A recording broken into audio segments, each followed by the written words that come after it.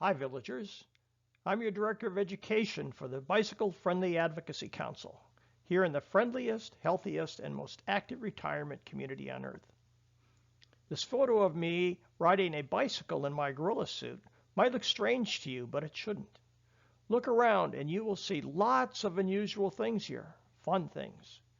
We have broad diversity found in over 3,000 clubs and organizations, so that you'll soon conclude that our sole demographic is retiree. We came here to live our retirements to the fullest, and we do. Let's spend a few moments discussing traffic in the villages. We have automobiles, trucks, and motorcycles, but we also have about 60,000 golf carts and just as many bicycles. Many of us use our golf carts as primary transportation because the villages was designed as a golfing community. We are also a bicycling community with 3 clubs that have a combined membership of over 1,200 people. We share the roads with thousands of vehicles. We try to practice good riding behaviors because as bicyclists, our primary goal is safety for everyone. A big question for so many kinds of vehicles is, whose lane is it? We are a gold-level bicycle-friendly community. We got here as a function of great infrastructure that the developer installed. We also worked diligently to develop relationships with local law enforcement, district government, and bike riders clubs. Some of the safety issues we'll discuss include sharing the road. This is highly important when a 175-pound bicycle and a 30-ton cement truck are riding side by side. We have 38 roundabouts in the villages, perhaps the highest concentration in the USA. They take a little getting used to. Taking the lane is a discipline that bicyclists use for safety. It helps to reduce the incidence of crashes and avoid personal injury. We'll talk about some of those crashes, and we do have them. We'll also mention our safety classes, which we teach in cooperation with the district government, bike clubs, League of American Bicyclists, Florida Department of Transportation, and the University of Florida's Health and Human Performance Department.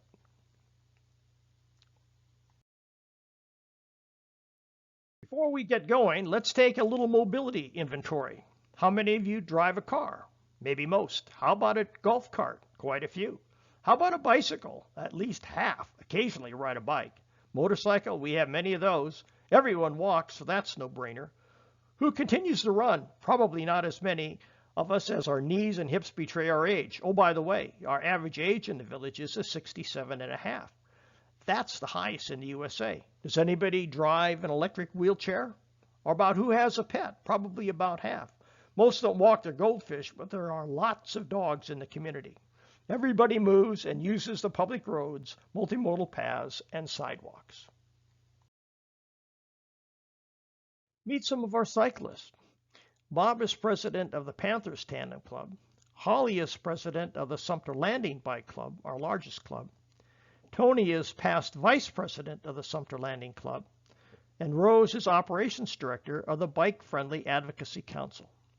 All are certified bicycling instructors by the League of American Bicyclists. And oh, by the way, we have 18 in all, which is more per capita than any other community in the United States. You know all these people, and you see them moving about every day as they bicycle in the villages.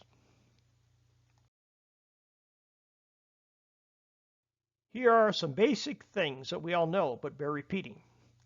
By Florida state law, a bicycle is a vehicle. Its operator is required to follow all the rules of the road. Cyclists fare best when they act and are treated as vehicles. And remember, cyclists are vulnerable. Drivers should please give bicycles space to avoid obstacles that drivers might not see. I mentioned our 38 roundabouts. The green signs before every roundabout have very useful information for bicycles and cars. Know which lane you should be in before you reach the roundabout, and do not change lanes while you are in the roundabout. Roundabouts may seem tricky or intimidating, but if you practice situational awareness, that is, knowing what's going on around you and acting appropriately, you'll be safe. Remember that bikes and cars are governed by the same rules, that is, laws. Plan ahead mentally when approaching a roundabout.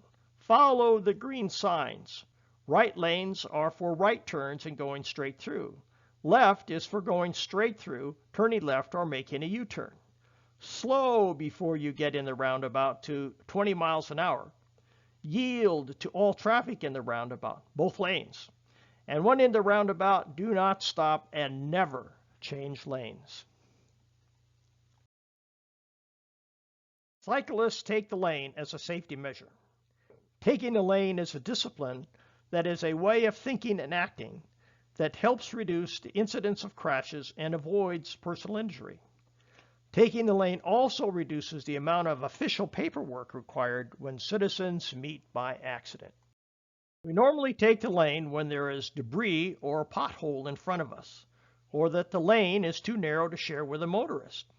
We also take the lane to increase visibility and increase motorist awareness, and also to avoid the door zone. Bottom line, we take the lane for safety. Taking the lane helps to prevent being buzzed or sideswiped by another vehicle. Hint, a 30-ton Terminator, as in this photo. It helps trigger traffic lights or signals. It is vital for making a safe left-hand turn, and it is often the safest place to be. Consider this common scenario. By the way, the map is oriented so that the top is north. A bicyclist was traveling westbound, that is to the left, in the far right part of the westbound traffic lane. A motor vehicle was also traveling westbound in the westbound traffic lane. The motor vehicle driver tried to pass the bicyclist by going into the eastbound lane, which is legal. Oncoming traffic from the eastbound forced the motor vehicle back into the westbound lane, and the motor vehicle collided with the bicyclist. Oops, the bicyclist loses every time. What could have been done differently? Well, the cyclist could have taken the lane. This would have blocked the motorist from going around him in a dangerous manner, and the motorist could have waited for a safe and legal place to pass.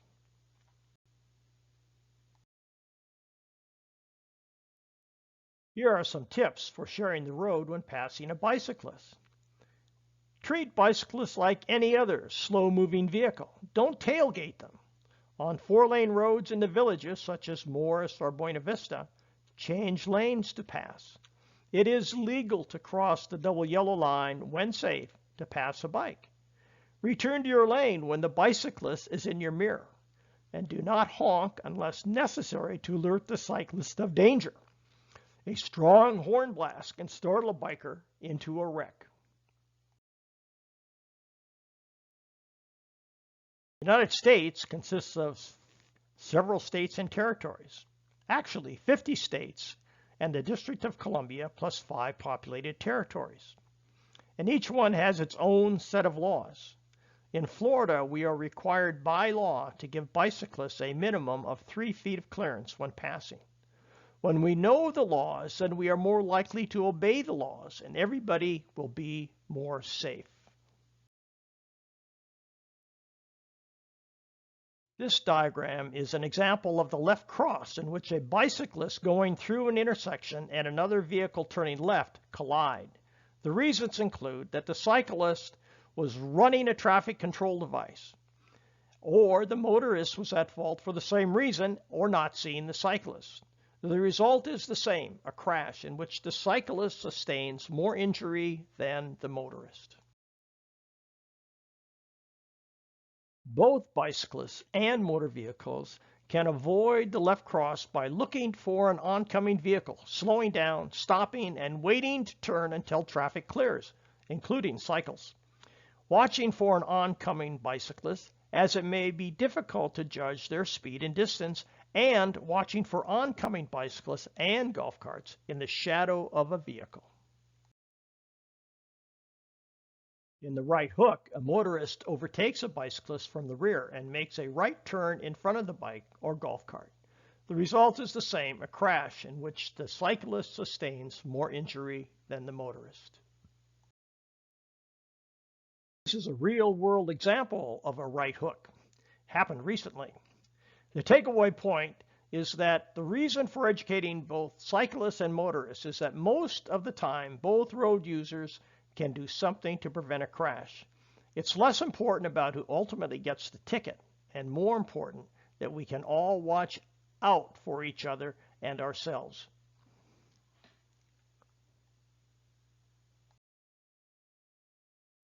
To avoid the right hook, a bicyclist may take the lane to avoid being right hooked by cars making right-hand turns.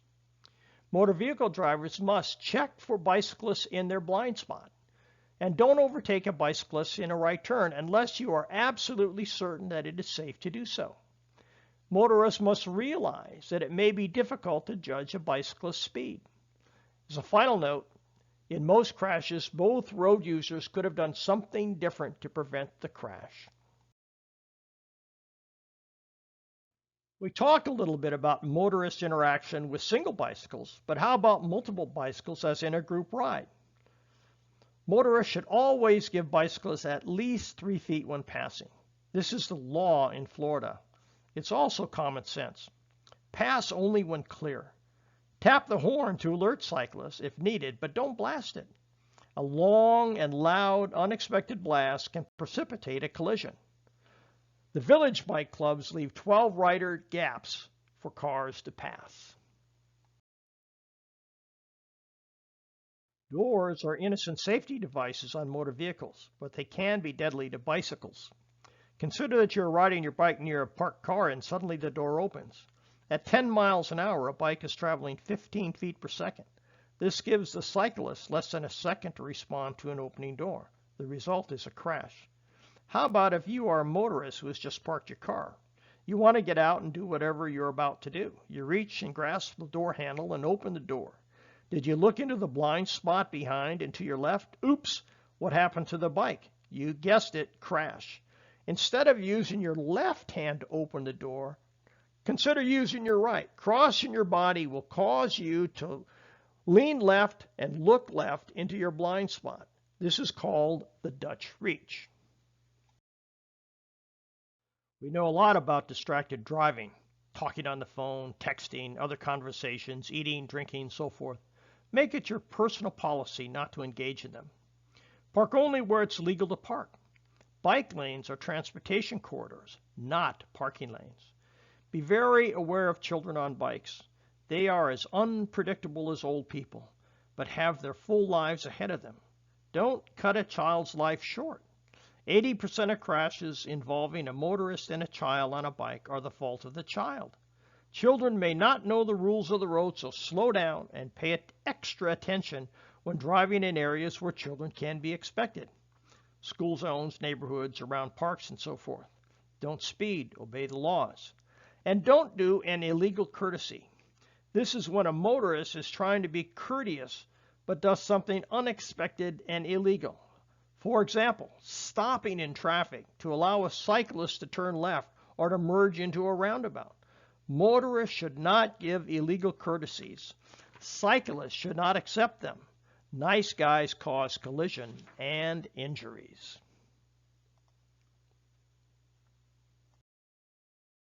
We teach safe cycling. In the slide, you can see some of our classes. We focus on rules because we know that you will be more likely to obey them if you know them. We focus on equipment so that you are protected. We focus on maintenance so that you can ride a reliable bike.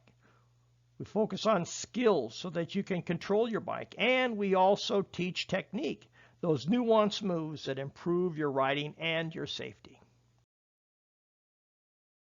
As a recap, we teach how to control your bike, how to take the lane when appropriate, how to be visible and predictable, where to ride on the right wheel track, stopping at stop signs and lights. We practice these things. Obeying first come, first served rule at intersections and roundabouts, and yielding when changing lanes. We choose correct intersection positioning and safety first and last. We know that proper communication is a key to success, and in the case of bicyclists, this means safety. Here are the proper signals that a bicyclist must use to let other vehicles know what the planned next move will be. Stop and slow. Left arm is out, forearm and hand pointed to the ground. Left, left arm extended horizontally and to the left. Right, there are two accepted signals. The first is right arm extended horizontally to the right. And the second is left arm extended with forearm pointed up. This is the signal that many of us learned when learning to drive. Unfortunately, this signal is not taught to so many younger folks who do not recognize it and think you are waving at them. Whatever you do, make sure you signal your intent. We don't want this to happen. Even though this is a staged photograph, the gravity of a crash is clear. Motorists must always give bicyclists at least 3 feet when passing. Must always treat bicyclists as drivers of vehicles. All road users can take action to avoid bike-car crashes. Pay special attention at intersections and driveways. Understand when and why cyclists take the lane. Abide by the 3-foot rule when passing. And roadway users are all people. Share the road and keep people safe. Thanks for your attention from the bicycling community in the villages. Thanks from the Villages Homeowners Association, the Bicycle Friendly Advocacy Council, the Sumter Landing Bike Club, the Panthers Tandem Club, and the Village Bike Club. The Villages is a great place to live, a great place to play, and enjoy your retirement in good health and safety.